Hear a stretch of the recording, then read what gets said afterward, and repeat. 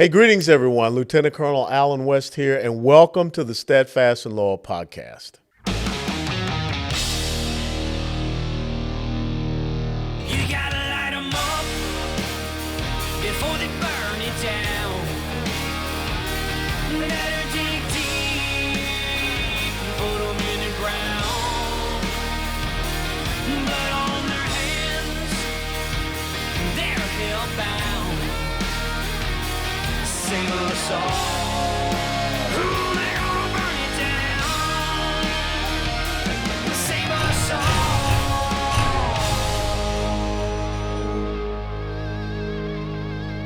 before they burn it down.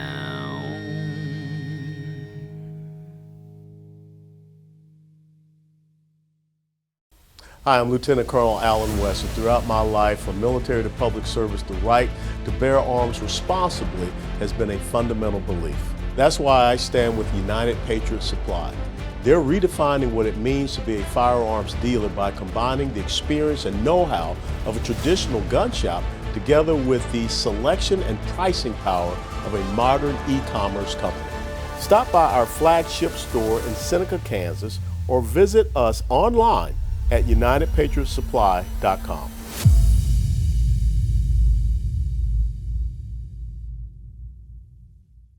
Hey, greetings, everyone. Welcome back to the Steadfast and Loyal podcast. One of the things that we've been doing here, and some of you folks outside the state of Texas may say why, but I think it's so important because we're talking to candidates that are stepping up as challengers to incumbents, Republican incumbents in the Texas State House. As a matter of fact, there's, I believe, 52 challengers to Texas state incumbents. That's just about every single one being challenged. And there are many reasons why. And I think that our next guest will articulate some of those reasons because he's one of those challengers. And he is Dennis London. As a Marine Corps veteran, cybersecurity business owner, Christian, and proud Texan, Dennis did not feel politics was his initial calling. After living through the fall and decline of the Republican Party in California, Dennis moved to Rockwall County, which is right outside Dallas County to the east, in a search for liberty and freedom. However, the erosion of election integrity, skyrocketing property taxes, the ongoing border crisis, inappropriate content in schools, and unresponsive politicians compelled him to enter into the political arena, where he is a candidate for Texas State House District 33. And we are now joined by Dennis London. Dennis, greetings. Happy New Year. Welcome to the Steadfast and Loyal podcast. Thank you, sir. Pleasure to be here. Happy New Year to you. Absolutely. Give us a little bit of background about your Marine Corps history and where you served and for how long did you serve in the Corps? Well, like many people, I enlisted right out of high school.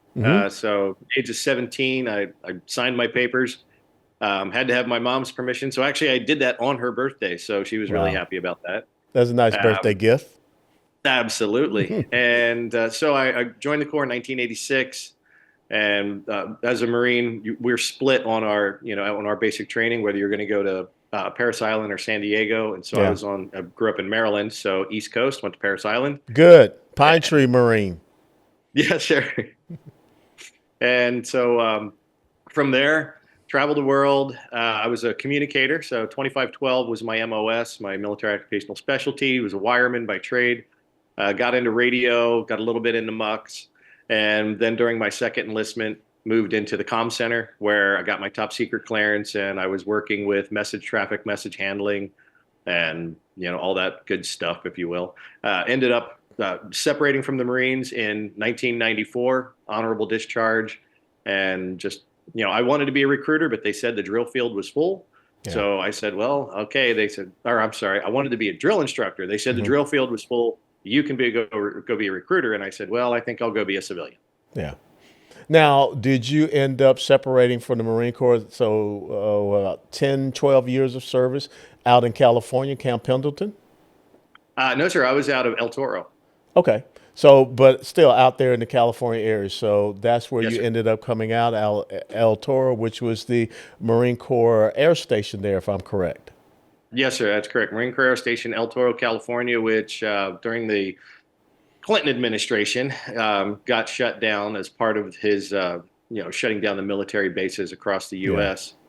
And they moved down to Miramar. Yeah. So how long was it that you stayed out in California before you had your epiphany? Well, before I like to say before I had mental clarity, what what ended up happening was I got into a really good profession. My wife is a registered geologist, which it's like being a lawyer or anyone that you have a registration that's tied to the state. Yeah. So her license was tied to the state for a while. I had really good jobs there because I was in cybersecurity, Hmm. and California was just booming with that industry. And it wasn't until 2018 that we actually moved out. So I stayed there for quite a while. Did try to do some of the fighting there, joined the Tea Party there in Orange County, California. We tried to stop some of the insanity, but there's just way too many loonies out there. And so you came to the Lone Star State of Texas, settled down in Rockwall County, beautiful area, Rockwall County, folks. If you ever get a chance, Lake Ray Hubbard is right there. I'm on the west side of Lake Ray Hubbard and Garland, and I love driving across the lake and going up, the high ground to Rockwall. What really brought you to Rockwall County and, of course, to Texas? I mean, you say searching for liberty and freedom.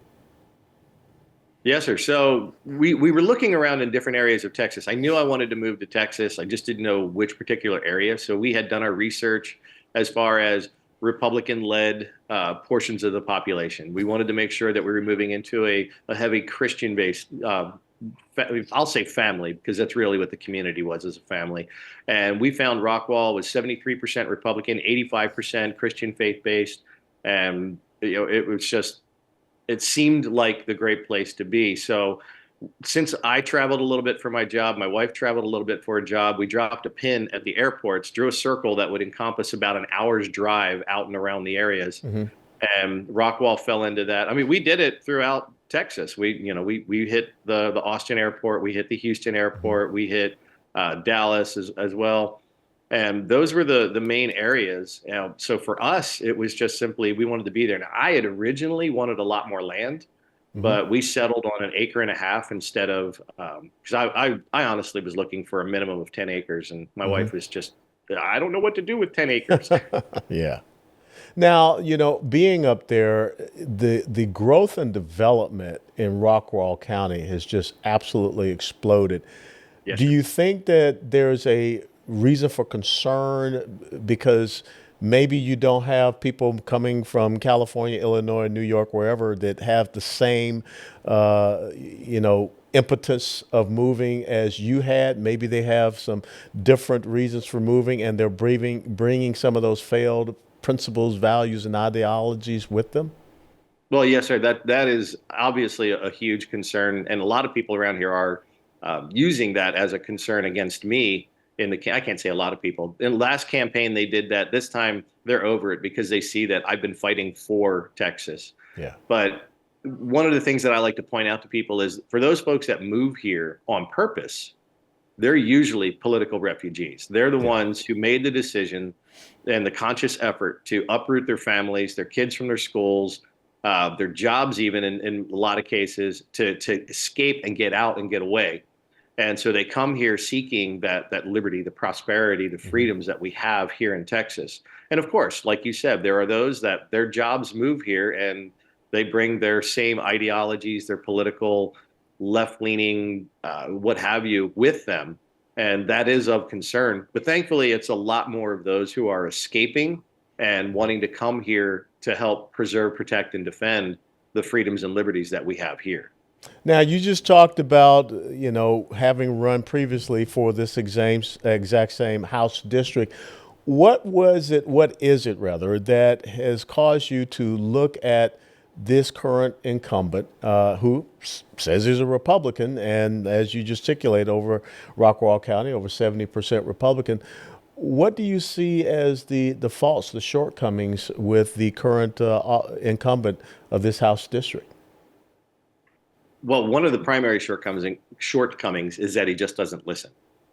We the people have voted and have asked for certain priorities to be, top of mind and in front and center.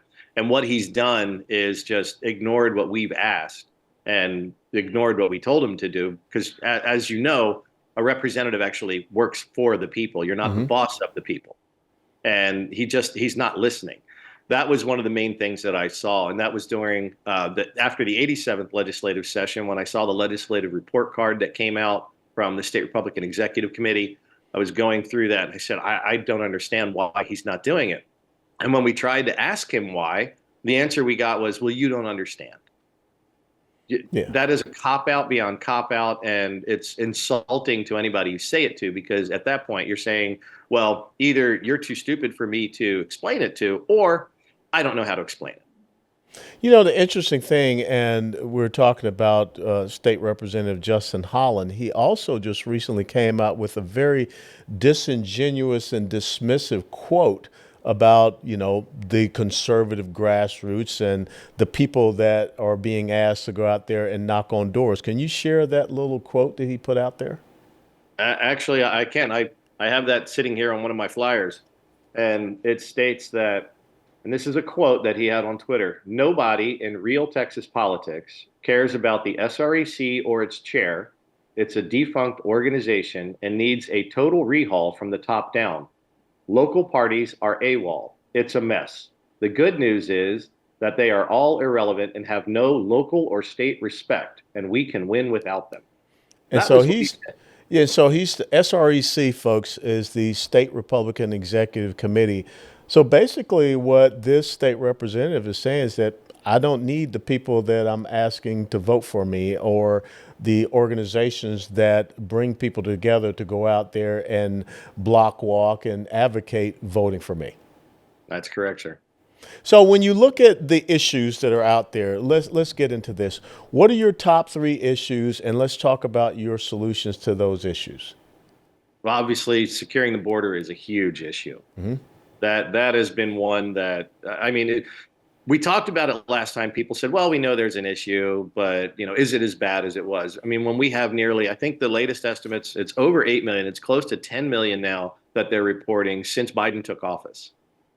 Incredible. And we have to have a stop on this. I mean, when I had a chat with our agriculture commissioner, Sid Miller, I asked him about the groundwater perspective and said, we have a water situation. And here in McClendon-Chisholm, and I think I told you about this, or maybe you read about it, here in the city of McClendon-Chisholm, where I live, we ran out of water.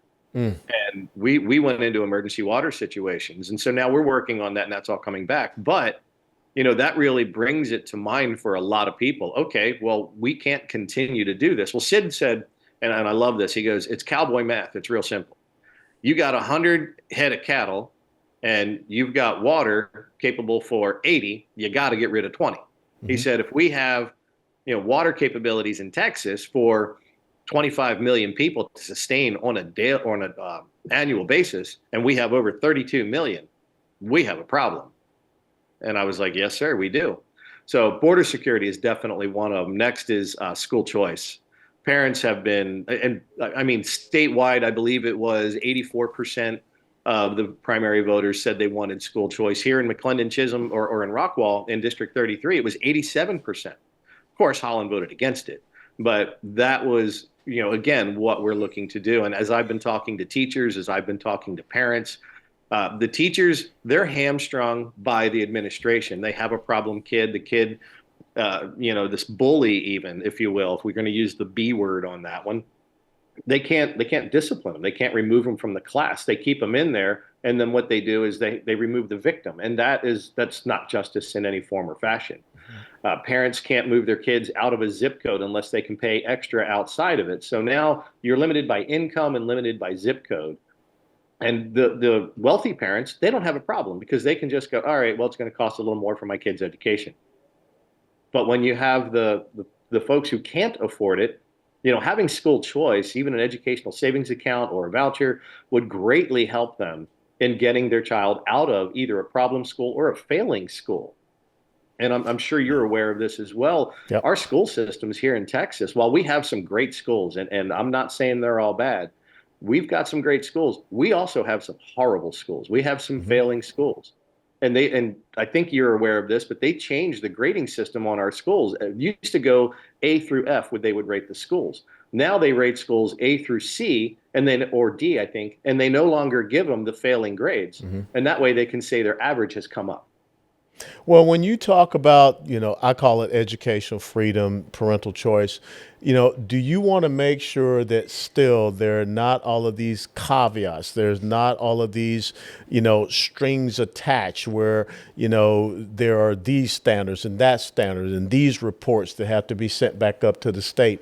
I mean, do you really and truthfully want to see educational freedom happen for parents to be able to provide the best quality education for their child? I do think it's possible, as long as we keep a lot of those strings unattached. We don't want those strings attached. We don't want to have, and that's part of the problem that we have with our education today. They're teaching to the test. If they went back to the basics of teaching, reading, writing, arithmetic, science, history, those things. I mean, the eighth grade reading comprehension level for reading at level today in the state of Texas is like 35%. Math is, I think, 34%. Those are atrocious numbers. Why aren't we doing better when Texas used to be one of the leading states and we had great education? And again, I'm not saying all schools are bad. We have some great schools here and we have some that are stellar and they're the ones that are setting the bar for others.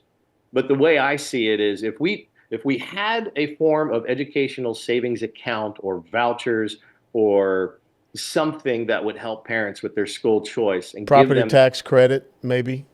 Yeah. that, so and property taxes, that's another situation in and of itself. Yeah. But when here in McLennan Chisholm, 75% of our property taxes goes towards the schools. And when you look at that and you hear that our schools are underfunded, how can that be when you're getting the majority of the property taxes?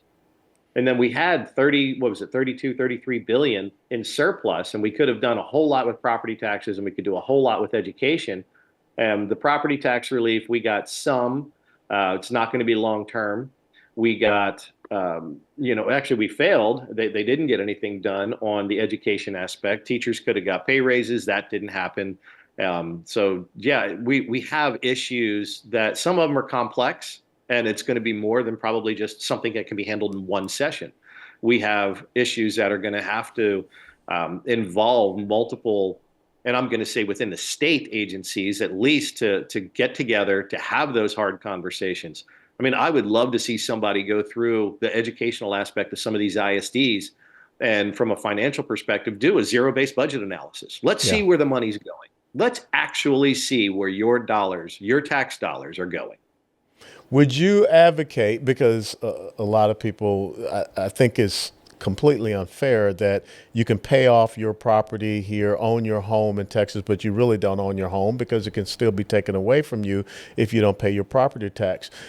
One of the 13 propositions of the Republican Party of Texas that'll be on the ballot in this March is that elimination of the property tax. Would you be willing to look and see how we can move toward a consumption-based tax here in the state of Texas? Not a state income tax, people, okay? Right. But a consumption-based tax, which is based upon taxation of your consumption of products, goods, and services. Would that be something you see as a viable alternative? Absolutely. I see that completely viable. That's something that could very easily be put into place and, help to save. Because I've actually talked to some people in and around the area, some in House District 33, others outside of, where they're losing generational homes. Grandparents that pass away and the kids no longer can take care of the farm, or maybe it's 100 acres and the tax bill on it is way above whatever their means are. And so they start selling off a little bit here, a little bit there, or they sell it off in whole and they think, wow, we just have a big payday. And then everyone in that district or in that area looks at it, because whoever bought it typically is a developer. The developer comes in, wants to create a new MUD, municipal utility district. Once that's created, then they go in and they say, well, we're going to build a new housing complex or two, or they're going to build apartments or what have you.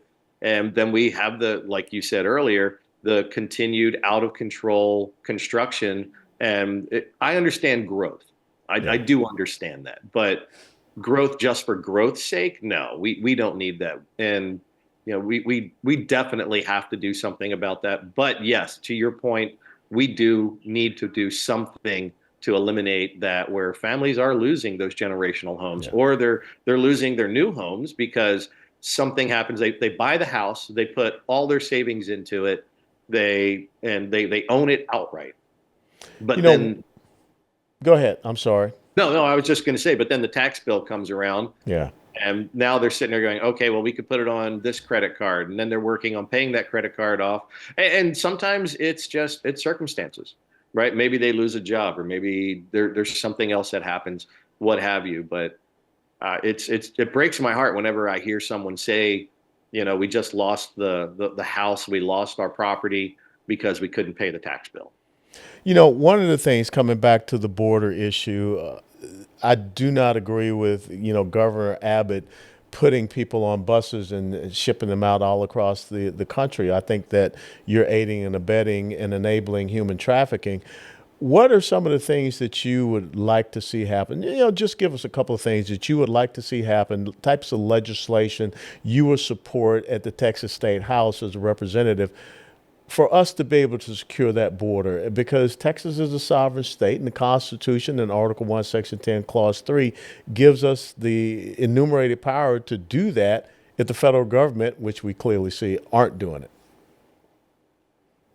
Yes, well, there's a ton of things that need to be done, and obviously I don't have all of the answers. I'm not involved in all of those discussions. There's more information that I would need to have, but I would love to see something where, first off, we need to just secure the border, continuing the build of the wall. Even when they had the containers up, and I can't remember, I think it was either you or someone else who was talking about it, when they had those containers up, when they had the concertina, when they had that razor wire up, people weren't coming across. They would go down to the next area or to the next town where it was an open avenue. And as you know, I mean, when we're going to try to control any form of attack or approach, you want to funnel through one area. That way you have the best means of being able to monitor, to edit, and even eliminate, from a military perspective, a threat. So when we're looking at it from that perspective, why don't we put that up and then say, look, the only way you're coming across is through the official ports of entry. Yeah. And when you get across, we know who you are. We're going to ID them. We're going to fingerprint them. We're going to make sure they're all in there. And we have, as you've spoken about before, we have people that are coming across who are on the terrorist watch list. They're known terrorists. We have military age personnel who are coming across who are fit and healthy, and they're not seeming to have any issues. So where is it and why is it that we can't control our border? We can't do this. And people are sitting here saying, well, we have to wait for the federal government. Actually, even Holland said that. Said, we have to wait until the government does something because it's a federal issue. It's not a federal issue. No. I mean, if he wants to look at it from that perspective, sure, Article 4, Section 4 of the U.S. Constitution, right? But, as you mentioned, Article 1, Section 10, subsection 3. From the Texas Constitution.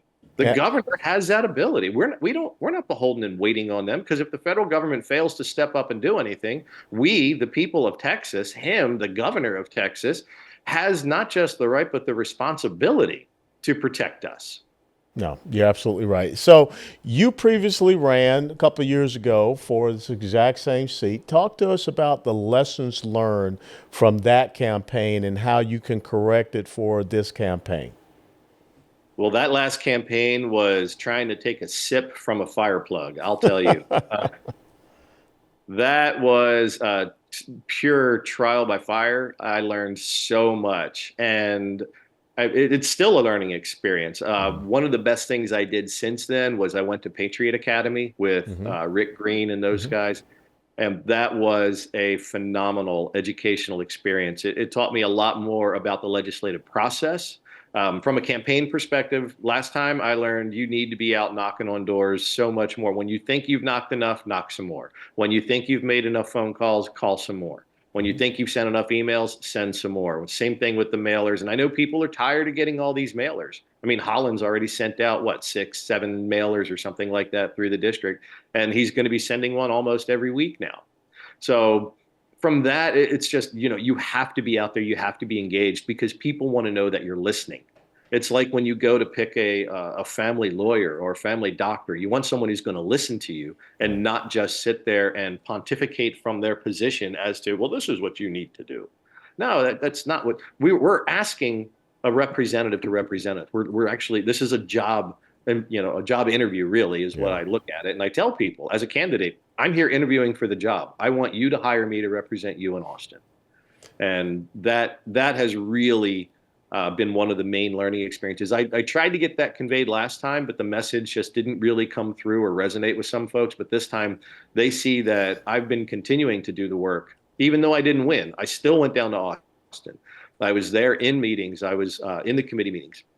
And I may not have been sitting behind the dais, but I was in front of it, either attending the meeting, listening to it and learning, or I was testifying for the good bills or against the bad bills, working with the legislators, working with their staff, working with the state Republican Executive Committee on trying, and we actually managed to get HB 900 passed, and I was helping Kristen Bentley with that one. That's the Reader Act, to get the explicit material out of schools. That mission is not accomplished yet. Yeah. Even though HB 900 passed, it's being held up in courts. Yeah. So we have a big problem there. So what I want to do, and it's part of my platform, and you had asked me for 3 things, and this one will be my 3rd item, is I want to make sure that we finally get that fully established. And the way to do that would be to repeal the obscenity exemption clause from within Correct. the Texas Penal Code. And I worked on that through Patriot Academy with the help of Rick Green. My mentor was Nathan Macias, a former state representative as well. And so we worked with that. We took it through all of the meetings. We took it through the discussions, the arguments, the sometimes heated arguments. We went through Ledge Council. We went through the legislative review, and I managed to get that passed and through the Patriot Academy to the point where, and I made sure everyone knew that I'm an active candidate, and I want this to be my first filing.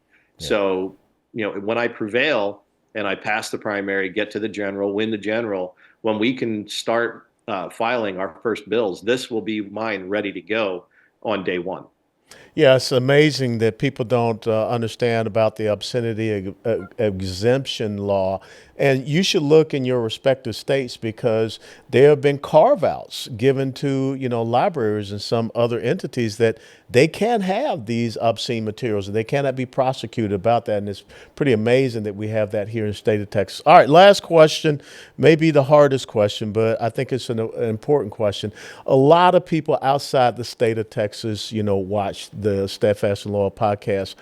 Why is a Texas State House race important to people outside of Texas?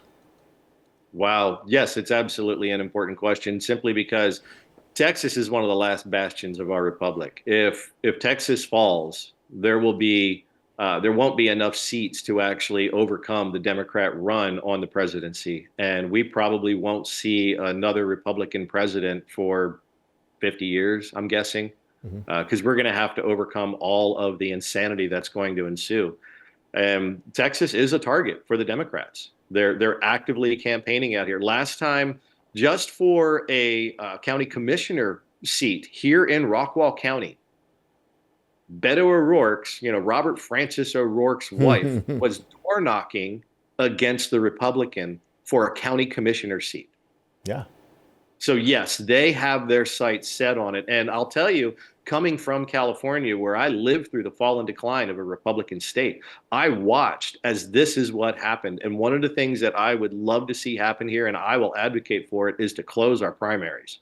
Because we have Democrats who are going to come across, they're going to vote for the left-leaning or the weak Republican or the one that is most liberal friendly that they can utilize. And they're gonna make sure that person wins. And then here we are, the Republic of Texas, the People's Republic, and we're gonna sit there and go, what happened? How did this happen?